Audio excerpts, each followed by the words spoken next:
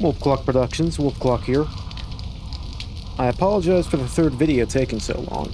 I had 2 days worth of procedures done on my teeth, and I'm currently one tooth shorter than usual. Without any further delays, however, welcome back to Left 4 Dead, where today we'll be analyzing the environmental storytelling on Death Toll.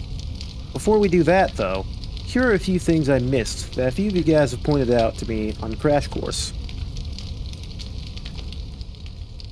User ZKiller1101 points out a fairly important part of the News Chopper 5 pilot's design that I wasn't able to make out due to the texture quality, which is that he's wearing a US Marine Corps cap, meaning he was likely a veteran pilot before becoming a News Chopper pilot.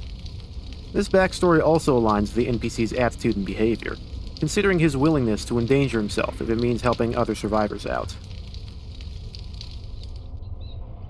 Users Please God No 1837, Dosley2827, and Kiwi the Iguana point out that some of the most likely reasons for soldiers carrying homemade pipe bombs is because regular frag grenades are mostly silent, whereas Left 4 Dead pipe bombs are made with smoke detectors attached to them in order to attract zombies. Additionally, military equipment was likely in short supply in many areas due to how quickly the infection spread, and as Kiwi the Iguana points out, there's an official US military manual for creating explosives. Looking this up myself, I was able to find a 1969 improvised munitions handbook that does exactly that. For obvious reasons, I'm going to refrain from showing it off on screen. Hater47 mentions a certain piece of graffiti that I had meant to cover, but missed due to its location, name-dropping the Angels of Death group for the first time. Remember these guys, because when you get to the sacrifice, they'll be relevant again. Finally, Nyarla Thought App 4889 and Enclave Soldier 8370 mentioned some discrepancies with the map seen in the safe house versus what we see in here in Left 4 Dead 2. During the start of Left 4 Dead 2, we're told that's mostly the East Coast that's infected, which conflicts with what we see on this map. The likely explanation here is that misinformation was being spread amongst the survivors simply due to the lack of the internet. Thank you all once again for pointing these things out. It's good to have a second, or, in this case, approximately 20,000 additional pairs of eyes to look over things. Now, with all that out of the way, welcome to the third chronological Left 4 Dead campaign, Death Toll. And to start us off, we actually need to check the Left 4 Dead 2 version of the map in order to see our first piece of connective tissue with Crash Course.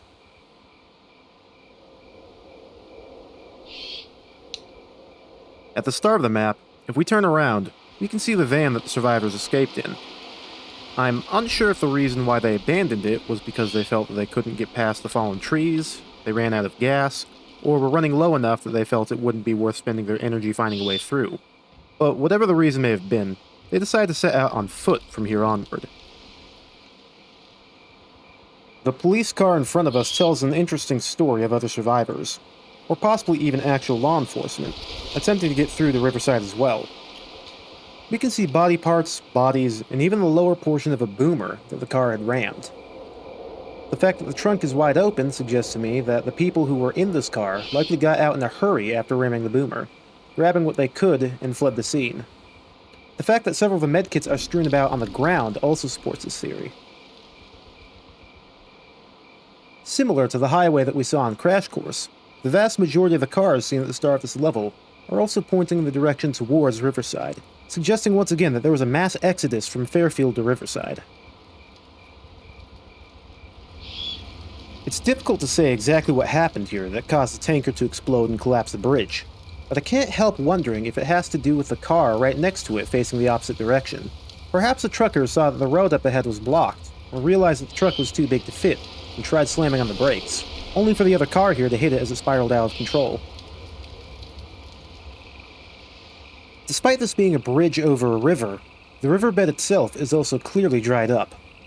I'm curious if the reason for this is because the hydroelectric dam in the cut Damn It campaign was controlling the river's flow, leaving the river to dry up once the facility was abandoned. While we're on the subject, if you all would like me to also review the storytelling in the unfinished Damn It campaign, please let me know in the comments, as well as whether you'd like to see the original unfinished maps or the finished community-made version that was made for Left 4 Dead 2. The pile-up in the tunnel shows cars going in either direction. I suspect that what happened here is that some cars that made it into the tunnel were faced with a military blockade up ahead and began to turn around, only to get congested and finally start to run into each other. It's also possible that the truck in here was slightly too large, causing the ceiling damage that we see here.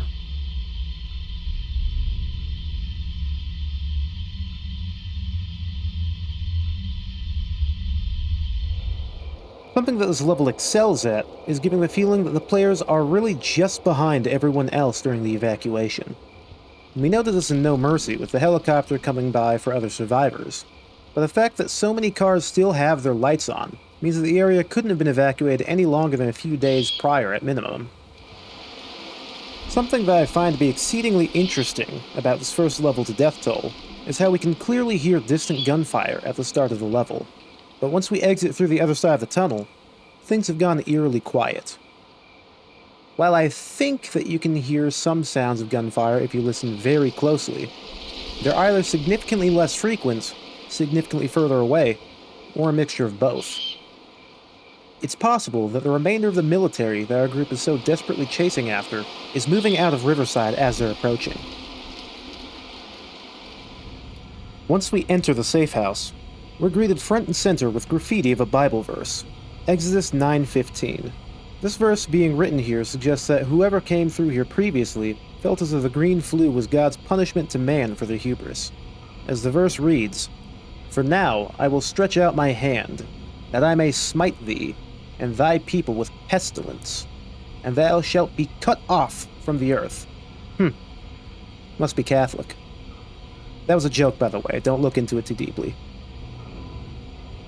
As we take a look around the room, we find some pretty interesting things. There's multiple sleeping bags, clothing, and blankets for people that are staying the night here, as well as several suitcases and other luggage, which seem to imply that the people going through here previously were well stocked up. You may be wondering why they left their bags in here then.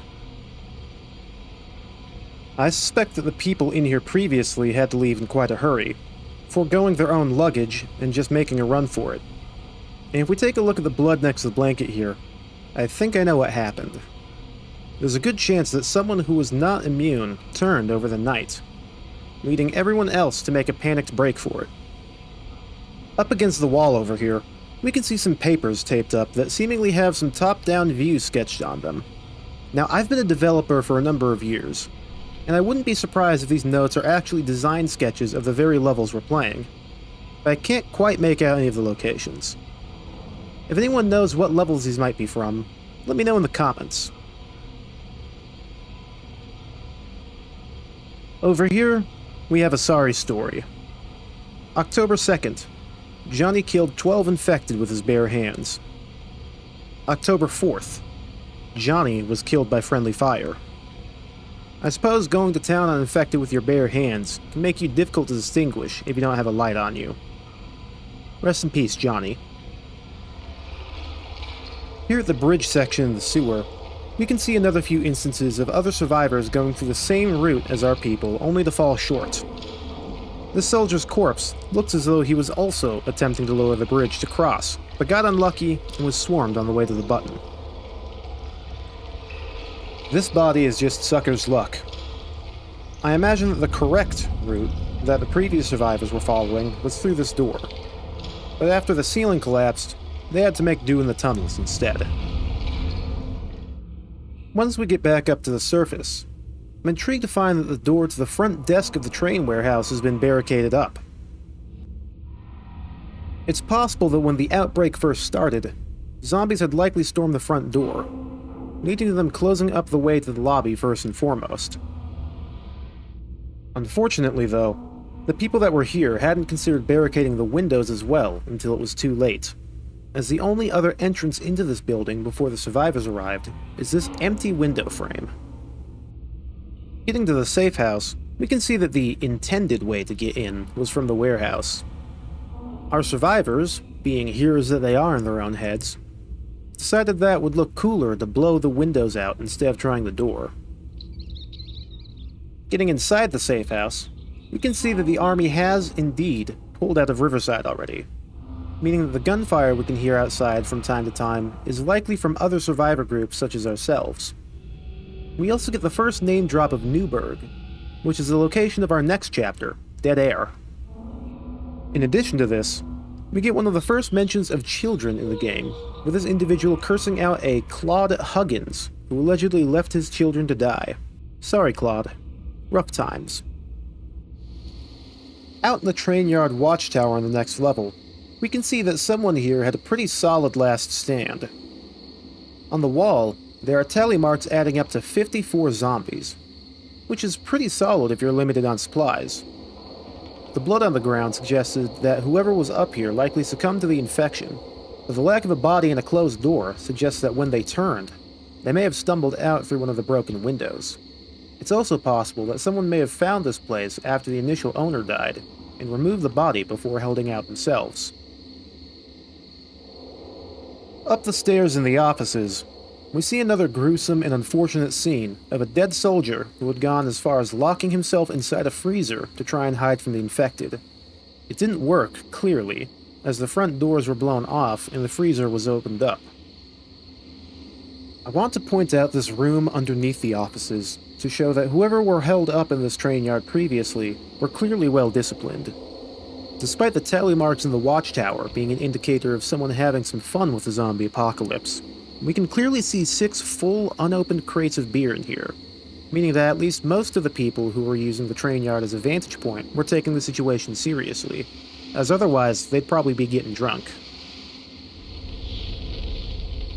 This crashed Valley Church bus with a dead body on the outside of it seems to suggest that the last group of evacuees from the church evac point had a mishap on the way. I imagine that what happened here was that someone on the bus was infected, turned, and in the commotion that followed, the driver crashed. The body on the ground appears to be a survivor who bled out from their injuries, or were attacked while trying to escape. But it's hard to say whether this was the driver or just a passenger. Either way, our survivors now know for certain that the church location is no longer a viable evac point. I find this shack to be very interesting. Whoever was in here previously seemed to have been locked in, as the bump on the door is facing outward. The blood all over the ground that drags up towards the broken window suggests that they probably toppled over on the chair and dragged themselves up to the window. Who knows what may have happened here? Perhaps someone was bit, or showing signs of infection, so the others with them locked them in here. The banging on the door from the inside might be from them trying to get out. The blood could be from them turning and vomiting blood all over themselves, or possibly the result of whatever wound got them infected in the first place. Finally, the window being smashed with the blood around it shows that they eventually did manage to get out, but not before succumbing to the infection and reverting to an animalistic rage. This house in the woods tells a very full story. Let's go through it, piece by piece. First, the truck driven into the tree. I suspect that this truck belonged to one of the homeowners, who drove it back in a rushed panic and swerved off the road into the tree, as the garage door is open and the garage lacks a car inside it. On the front porch, we see the bodies of 2 men and a woman, armed. These were likely the homeowners, making a final stand against something outside. In the kitchen, we can see that they had been preparing their house for the infected. There's wood planks and tools scattered all about the room, and all the windows have been boarded up throughout the house. We can also see that this family had run out of food, as everything in here has been emptied out, even down to the cans. Up against the wall in here, we can see some of this family, including what appear to be engagement or wedding photos, as well as a framed picture of a Siamese cat. Over in the living room, we see a still lit wood fire in the fireplace, and an open and emptied gun cabinet on the opposite wall, with ammo scattered around at the foot of it. Looking at the second shelf here, we get another clue into this family. There was at least one person here who served in the military, which helped to explain the quick-thinking preparation work of the family to nail up the windows. We also see a framed photo of a different cat. Here's what I think happened here. A mom, dad, and son lived out here in this rural-esque house outside the town. They were a military family, with either the father, son, or both having served years prior, which helps explain both the preparedness and their gun cabinet. Given that all 3 bodies are accounted for, I suspect that they may have actually been immune, and were holding out as long as they could without evacuating, since the age of this house seems to suggest that it may have very well been a multi-generational home, complete with heirlooms, old family photos on the walls, and radiators instead of centralized heating. They barricaded the house up well enough to last for the first 2 weeks, while the infected are still mostly normal. Once they run out of food, the dad or son made a break for the truck so they could go scavenging. His adventure outside is cut short, however, as he finds that the infected have begun to mutate. Rushing home, he crashes into the side of the fence, alerting the other members of the house to see what happened. Despite better judgment, the remaining 2 exit out onto the porch, one of them bringing the gun from the gun cabinet out. It's there that the 3 members of the house met their end, as the new special infected overwhelmed them. Given the lady's position, I'd wager that was a smoker that pulled her away from the others. It could have also been a tank that just plowed right through all of them. My props go out to whoever designed this part of the level. It is absolutely rich with storytelling, and it really does paint a clear picture of who these people were, what kind of lives they lived, and I think best of all, that they were pretty smart, but just got unlucky. I mean, sure, the right move would have been to evacuate the moment it became an option, but this home was probably everything they had. In the end, though, there was nothing to be done. They tried their best, but everyone's got to eat eventually.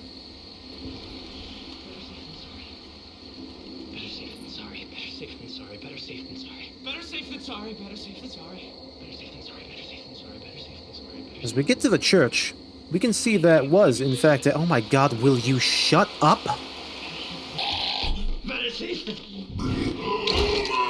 Okay, now that we've blown the church guy's head off, we can talk about the church itself. Like the evacuation posters in the previous campaign suggested, First Church was indeed an evac point, with several dead soldiers scattered around the ground, a map, rations, weapons, sandbags, barbed wire, and even fixtures for a radio.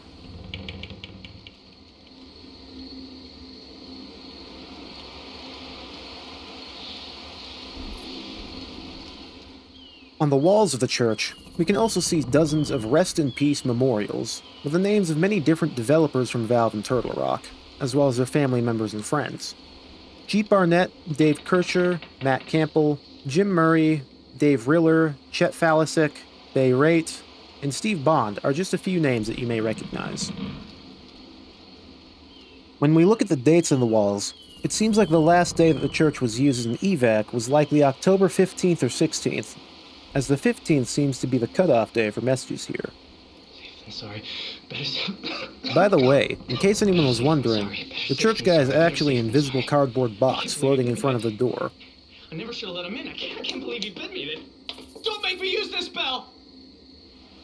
Once we dispose of the church guy, we find a single dead infected inside the safe house. Notably, a woman. If you remember the graffiti from my video on Crash Course, I believe that this is Susie, the woman who left a note next to the evac center's poster that she had gone to church. I suspect that this was done intentionally, since Crash Course was a DLC made to bridge the gap between campaigns, so adding a message from the lady that would later go on to infect the church guy would make sense. 12 bricks. Another blink-and-you'll-miss-it bit of storytelling here. We see that the Quick Buy station was closed until further notice due to sickness. I find it really interesting how so much of the East Coast downplayed and tried to deal with the green flu before the major breakout caused society to collapse. I'm sure we all have it in pretty recent memory what things were like 4 years ago when we had our own pandemic to deal with. Considering how they wrote the initial handling of the infection, I think Valve did a pretty good job at predicting how a major disease outbreak in modern times gets handled by media and how people react to it. Inside the shop, we can see a poor soul that tried holding out in the manager's office. She was definitely a survivor scavenging, as this body comes with a weapon spawn point right next to it. It makes me wonder if she was maybe an employee, or even the owner. It would explain why she would have the keys to the office in the back. And given that the door's blown off on the floor, she probably locked herself in thinking it would be safer. Here we have more instances of doors with things in front of them to help insinuate a larger world. Frankly, I find these two to be kind of ridiculous. Chairs and tables, sure, but a dumpster seems like an odd choice. I feel as though there are better places for a generator than propped up against a door. Something that I wanted to point out is that, while out on the streets, every so often, you can hear a dog barking. This sort of suggests to me that the green flu is mostly a human illness. There was concept art for Left 4 Dead 2 that suggests that pigs and boars could get infected, as two of the Charger concepts were boars. But that's just concept art after all. So long as we're out here, though, notice how the gunfire from earlier has ceased. There's nothing but quiet wind on the streets, and our survivors seem to have missed the evac once again. Here, we have another pseudo-safe house inside of Poppyfield Florist. You can see that the people hiding here had gotten desperate, even opening up a bag of dog food that we see in the corner. Something's better than nothing, I suppose. In the following room, we can see two members of the group that couldn't make it out. I suspect that this is the reason why only one of the 3 sleeping bags in the previous room were open. Here's a nice, small change of pace from all the sorrow and negativity in the game world. A simple one-word reminder to keep going. Fight. And a heart around it to remind us what we're fighting for. Keep going in honor of everyone who couldn't make it this far. Zombie apocalypse or not, I think this is a good reminder of what to keep going for. Anyway, sorry to flip-flop from motivation, but immediately afterwards, we see someone who got tanked. Up here, we can see their legs. And out the broken window, we can see the rest of them. Sorry, bud. Here, we can see that the military were working with local news outlets, same as in Fairfield. The likely reason for this is because news outlets have equipment to allow for long-distance communication, as well as things like helicopters, which we of course saw in No Mercy. I'm not so sure how this level of destruction could have happened to this road. My best guess is that a gas main ignited underneath the town. Either that, or the military surplus store that we see here got a little too excited with its stock when the infection broke out. Either way, we can infer from the barbed wire and barricades that the military repurposed this debris into a wall to try and keep out the infected. Once we get back into these back alleys, we can start to hear the sounds of distant gunfire and explosions once again. In most cases, not a good sign. But for us here and now, I'd say that's the best thing the survivors can hope to hear. Over here, we see another fight sign. I guess whoever had the positive thinking here managed to survive for quite a while. Perhaps they even managed to escape into an evac zone. Although, maybe that's just wishful thinking. Here in the last safe house of the campaign, we've got a few interesting things here and there. For starters, we have our first mention of Evac Outpost Echo, our survivors' final stop before the events of the Sacrifice comic. We also get more dates here, suggesting that the in-game date is probably the evening of the 15th or slightly later. On the back wall, we see some survivors suggesting that the literal nuclear option is the best way forward. You can tell that at this point in time, most of the remaining survivors are beginning to wear their own sanity thin. The final wall of this safe house shows us a commemorative wall where survivors have put up pictures of their loved ones. The tiny text, "Never forget my angel," speaks volumes, I feel. The tiny text underneath the religious fanatics line, "Are you the Pope?" also gives us a little comedic levity. On the way to the last military encampment in Riverside, if we listen closely, we can sometimes hear coyotes bark howling, suggesting again that this is a predominantly human disease.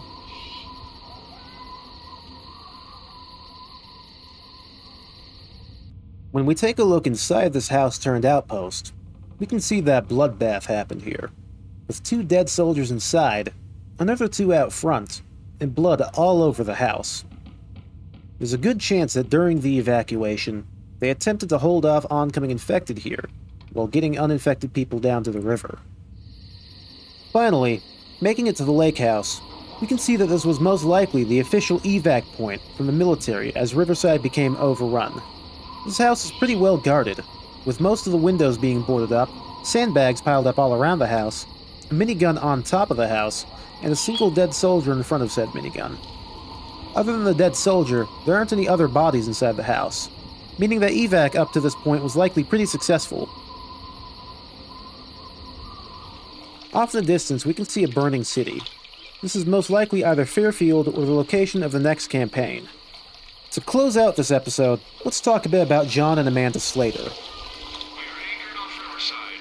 Anyone on this frequency with weapons and ammo, please respond. As any Valve fan can tell you, John Slater here is voiced by the one and only John Lowry. We have provisions and a route to safety. We just need to get there alive. Anyone with firepower, respond. Amanda was allegedly supposed to be voiced by Ellen McClain, but they were unable to get her in for recording, or decided that John's voice was sufficient. It's worth noting that, unlike News Chopper 5, John and Amanda Slater are not ferrying people for selfless reasons. As John repeats while waiting for someone to pick up on the radio, they're specifically looking for people with weapons and ammunition, to keep the Slaters safe as they make it out of Riverside. It makes one wonder if the reason why they're looking for a sailboat during the sacrifice is because the Slaters show the worst case scenario for needing to stop every few minutes to look for gas. If there is anyone out there, this is John and Amanda Slater. We are a small fishing vessel anchored off Riverside. Thank you all very much for watching. If you enjoyed this video, a like and comment would really help me out. And if you're interested in seeing more of these, feel free to subscribe. As always, I have been Wolfclock. I will see you all in the next video, whenever it may be, and I hope to see some of you tomorrow during my stream of the 2024 Game Awards.